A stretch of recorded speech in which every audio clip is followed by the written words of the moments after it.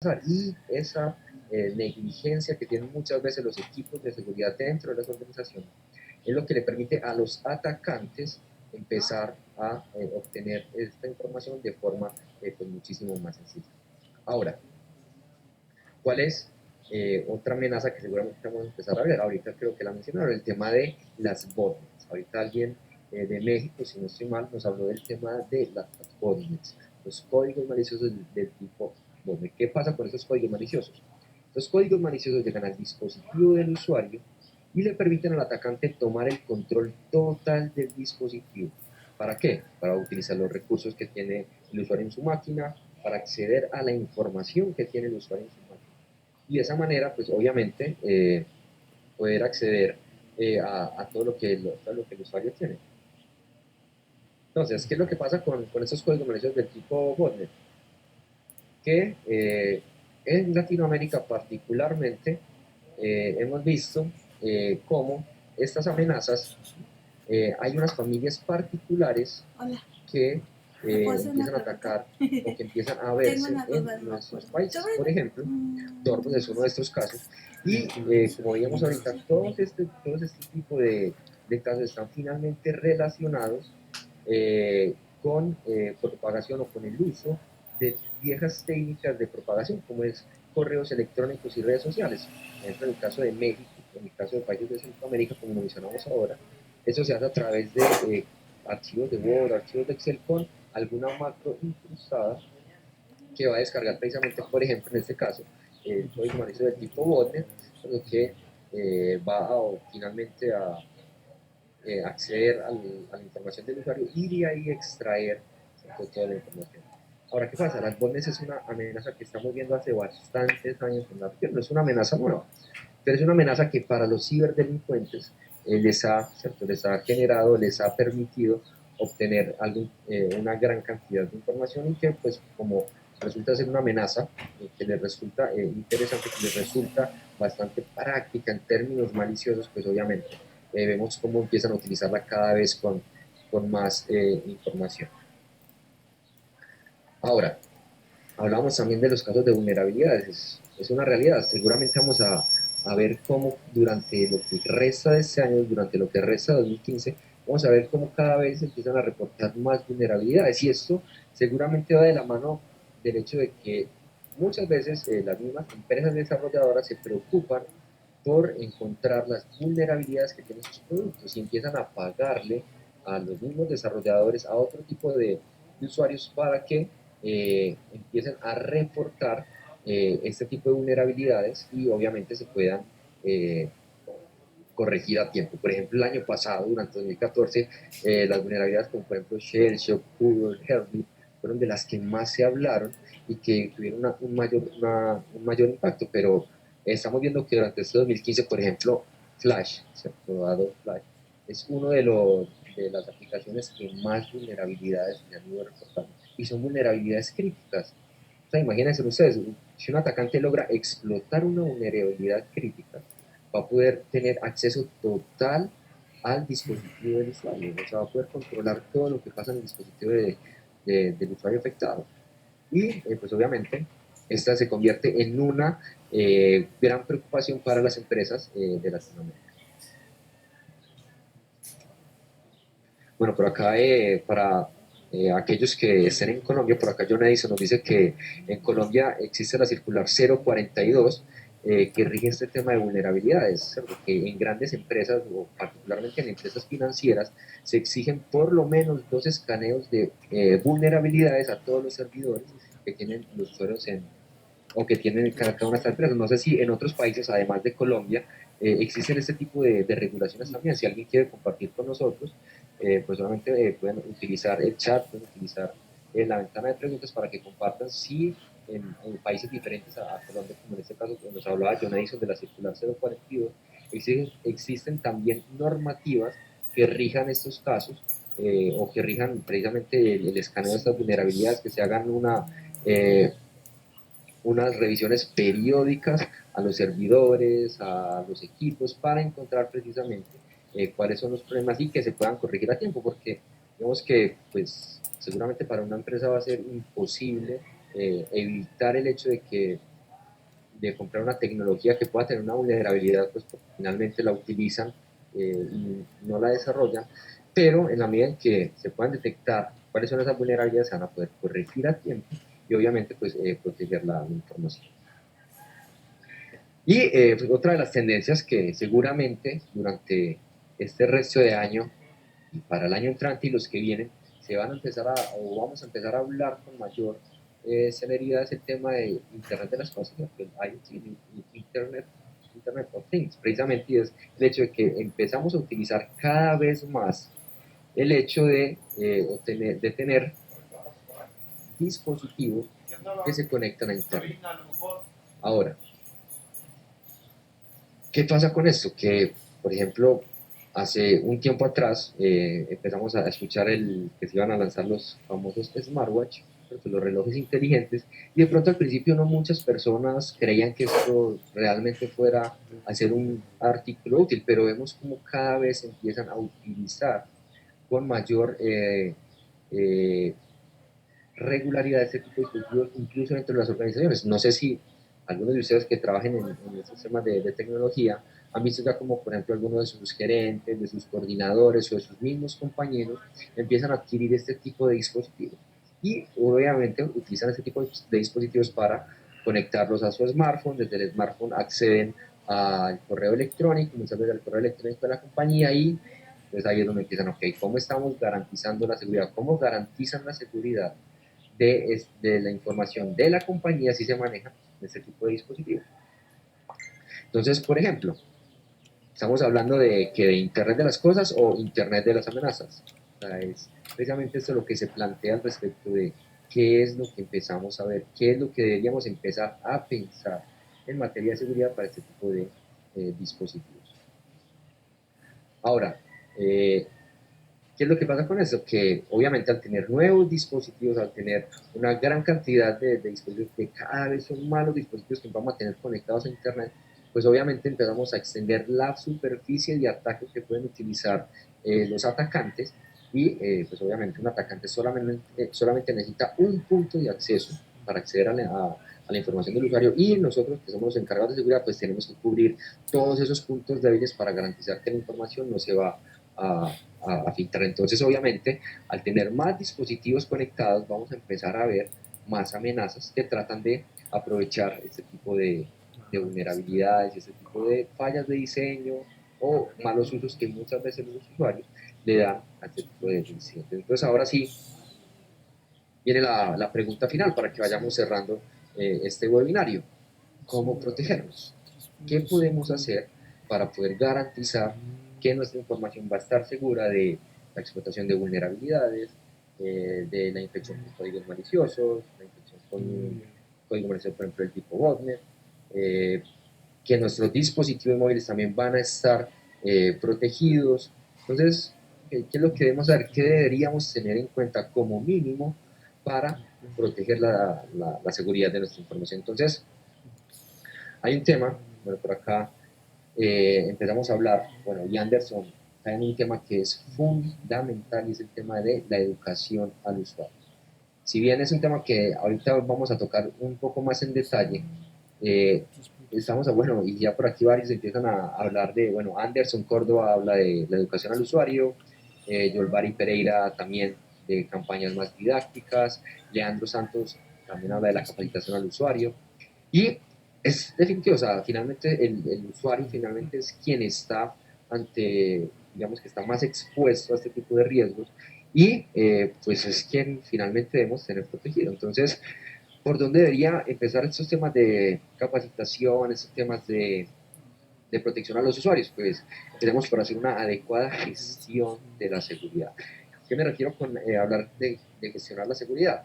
Estoy hablando precisamente, como bien por acá mencionaba, eh, por aquí alguien ya lo había dicho, a ver que se me escapa.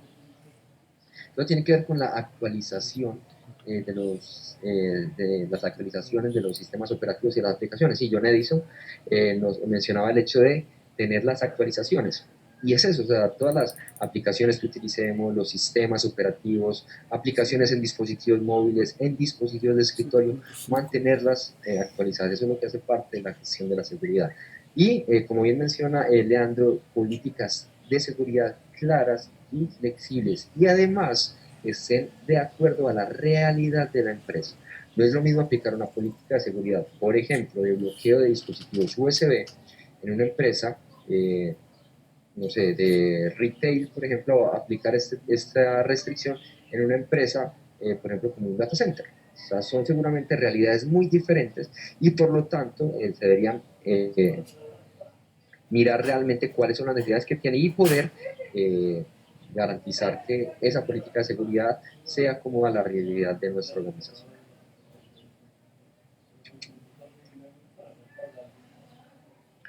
Ahora, ¿qué más deberíamos tener en cuenta, por ejemplo? ¿Qué más deberíamos implementar como medidas de seguridad?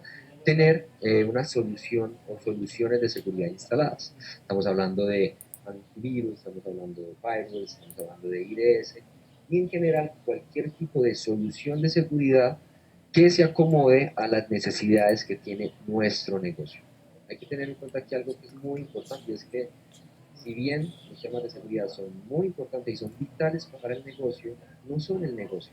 Entonces, muchas veces las personas que trabajamos en seguridad cometemos ese error de querer o de pretender que el negocio debe trabajar para garantizar la seguridad o para poder implementar todos los controles de seguridad. Y es al contrario, los controles de seguridad que se tengan implementados en la organización deben garantizar la continuidad y la seguridad del negocio. Así que deben estar de acuerdo a las necesidades que tenga esta organización. Por ejemplo, seguramente sería ideal tener todos los puertos USB cerrados, que nadie pueda conectar una USB y por lo tanto que no vaya a abrirse la brecha para que ocurra una fuga de información. Pero ¿realmente al negocio le sirve tener todos los puertos USB cerrados?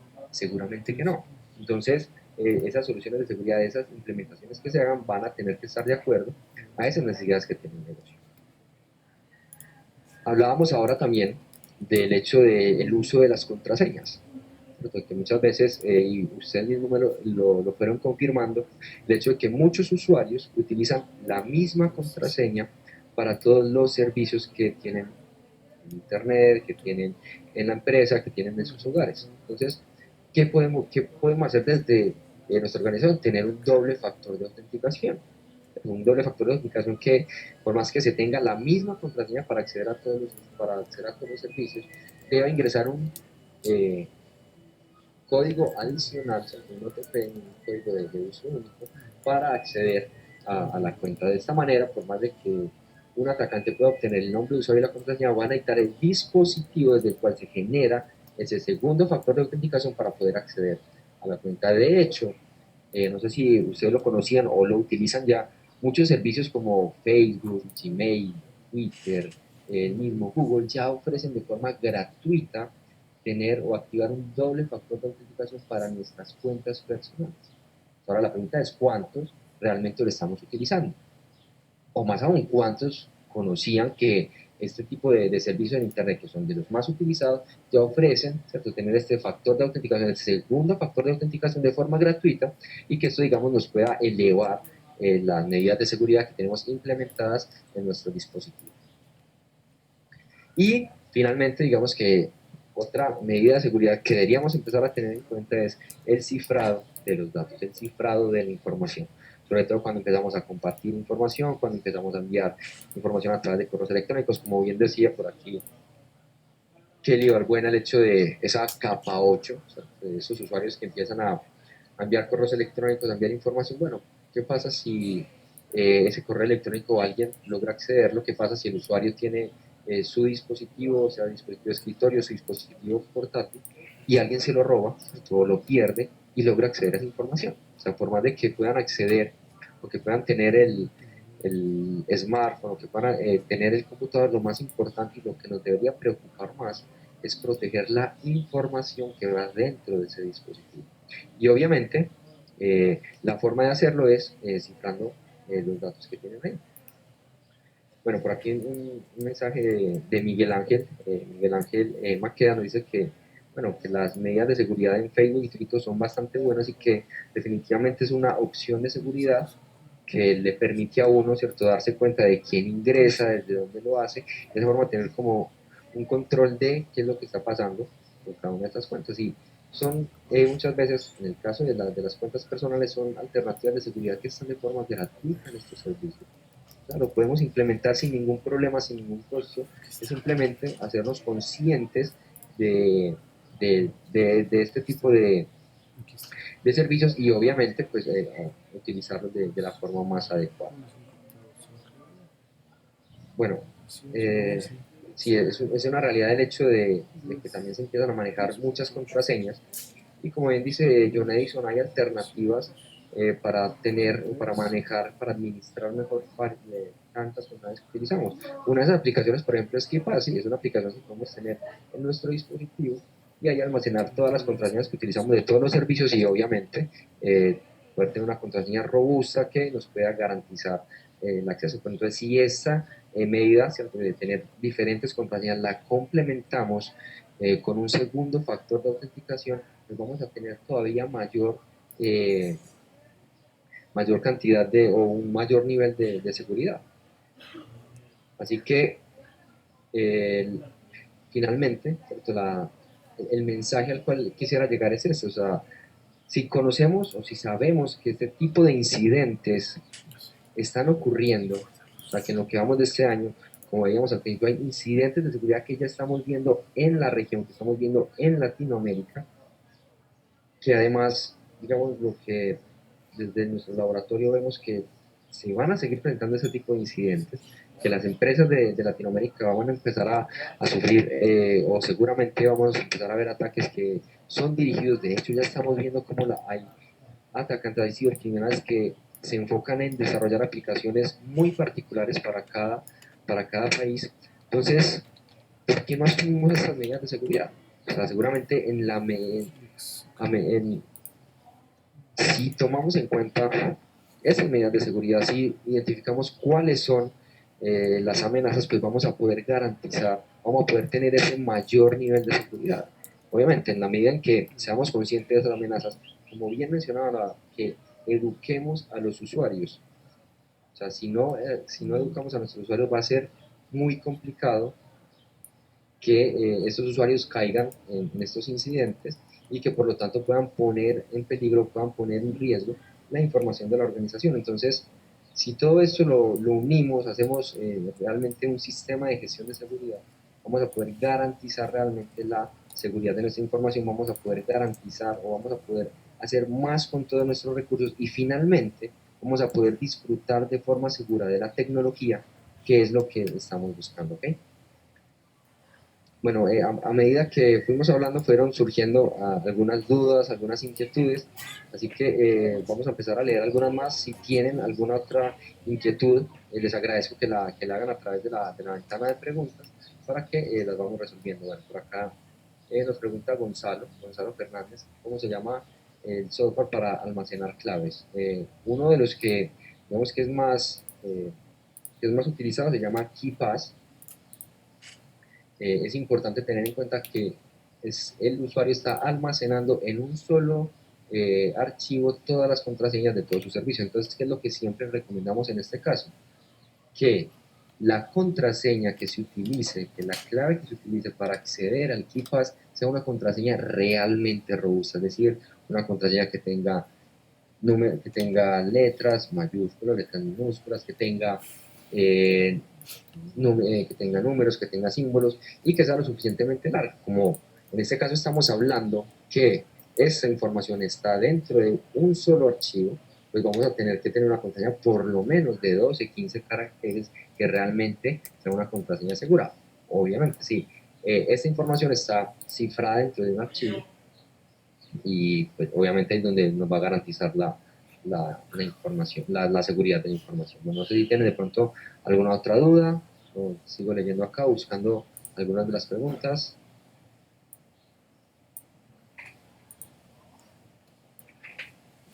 Bueno, por acá hablan de Daniel, pregunta por las aplicaciones o estos códigos maliciosos que son desarrollados para espiar a los usuarios. Entonces, obviamente las tecnologías que tienen nuestros productos van a garantizar, ¿cierto?, la detección de este tipo de amenazas y en algún momento al dispositivo del usuario llega una aplicación que quiera empezar a monitorear qué es lo que pasa en el dispositivo, a robar información, a tratar de extraer datos de esa máquina, nuestras soluciones pues van a poder informarle al usuario de que está ocurriendo algo malicioso dentro de su dispositivo. Entonces, obviamente, ciertas soluciones como No32, Smart Security o en el caso de las soluciones empresariales, pues van a permitir la protección contra este tipo de amenazas. Bueno, vamos a ver por aquí alguna otra pregunta. Bueno, la seguridad en Windows 10 y si los productos de ESET tienen alguna compatibilidad. También nos pregunta por acá Daniel, sí, o sea, nuestros productos son perfectamente compatibles con sistemas operativos de Windows y esta última versión de Windows 10 también es compatible, así que no hay problema en que si migran a este nuevo sistema operativo, a esta nueva versión, puedan hacer la actualización sin ningún problema de costo, obviamente si tienen la licencia y además que puedan hacerlo en el dispositivo, en el nuevo sistema operativo, sin ningún tipo de problema de compatibilidad. Bueno, por acá nos preguntan si el hecho de establecer una mayor complejidad en las contraseñas de la empresa se vuelve como ¿cierto? El hecho de que los usuarios empiecen a utilizar contraseñas diferentes para el uso de estas contraseñas en los equipos de la empresa, nos pregunta Félix. El caso es que, obviamente, en el momento en que se empiece a establecer esa mayor complejidad para las contraseñas, pues, muchas veces para los usuarios también empieza a ser un poco molesto el hecho de, okay, si alguien logra acceder o si estamos cambiando constantemente estas contraseñas, pues va a ser un poco molesto, ¿cierto? Si es muy compleja, si la formular. Entonces, además de tener una contraseña que tenga una complejidad adecuada, deberíamos también pensar en tener un segundo factor de autenticación porque va a ser mucho más fácil y además va a ser mucho más cómodo, mucho más seguro para garantizar la seguridad del usuario. Bueno, vamos a ver si por aquí hay alguna otra pregunta.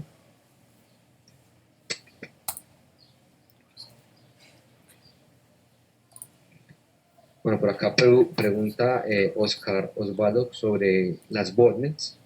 Vale la pena recordar el hecho de que estos códigos maliciosos lo que hacen es que llegan al dispositivo, se instalan en el dispositivo del usuario y empiezan a permitirle al atacante obtener, obtener el control sobre los recursos del usuario y además poder acceder a la información que tiene el usuario guardada en su dispositivo. Y como bien pregunta por aquí Ernesto, también Ernesto Daniel Olivares nos pregunta que cómo se detectan estas botnets que vienen contenidas en macros. Lo que hemos visto es que hay diferentes familias de códigos maliciosos de tipo botnet que se están propagando en Latinoamérica. Digamos, la que más se ve es Dorbot, es una botnet que se viene viendo hace mucho tiempo, pero hay unas que están creciendo, que una es Neured, Rentasu, hay una que viene creciendo a nivel mundial, latinoamericano ha sido la excepción que se llama Dridex.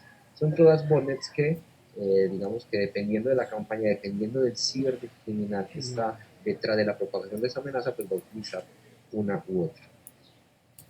Gabriel Gómez, o Gabriel Gámez, perdón, nos pregunta que cuál es la frecuencia recomendable para el cambio de contraseña. Bueno, eso muchas veces va a depender de la empresa como tal, de las políticas que tenga y obviamente de esas necesidades que tenga que cubrir.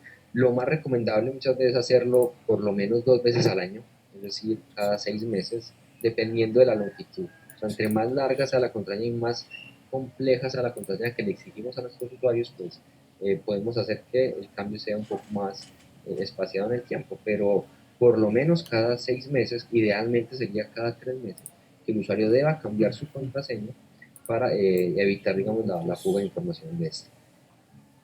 Bueno, por acá Cristian Rodríguez nos pregunta sobre los códigos maliciosos que cifran información. Ya por ahí lo estuvimos hablando y ustedes mismos lo estuvieron mencionando, el tipo de códigos maliciosos de la familia ransomware, que llegan al dispositivo, cifran la información y le piden al usuario un rescate. Esto es una amenaza que desde principios de este año hemos visto cómo ha crecido en la región, cómo ha crecido en Latinoamérica y a partir de ahí, pues, cómo es importante, además de tener una solución de seguridad, contar con un backup de la información. ¿Por qué?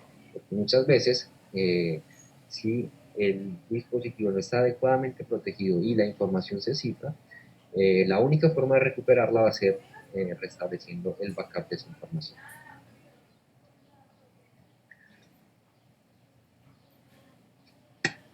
Bueno, por acá Omar Estallano nos pregunta sobre las aplicaciones que guardan las credenciales en la nube. Bueno, hay que tener en cuenta ahí el hecho de que finalmente es nuestra información que está almacenada en un servidor sobre el cual nosotros no tenemos ningún tipo de acceso, ningún tipo de gestión. Entonces, siempre está bueno pensar qué tipo de contraseñas son las que estamos almacenando allá y el riesgo que estamos corriendo si alguien logra acceder a esa información. Entonces, si es un riesgo que podemos, digamos, controlar, que podemos asumir, pues podríamos utilizar este tipo de servicios. Ahora, si la información es muy sensible, lo recomendable es tener algo local o obviamente memorizado, que digamos, es la mejor alternativa, complementándolo con un segundo factor de autenticación. Por eso es que empezamos a hablar de este segundo factor de autenticación como algo que empieza a ser cada vez más crítico, más importante para proteger la información del usuario. Bueno, igual por acá veo que nos siguen llegando bastantes preguntas. Vamos a responder un par de preguntas más.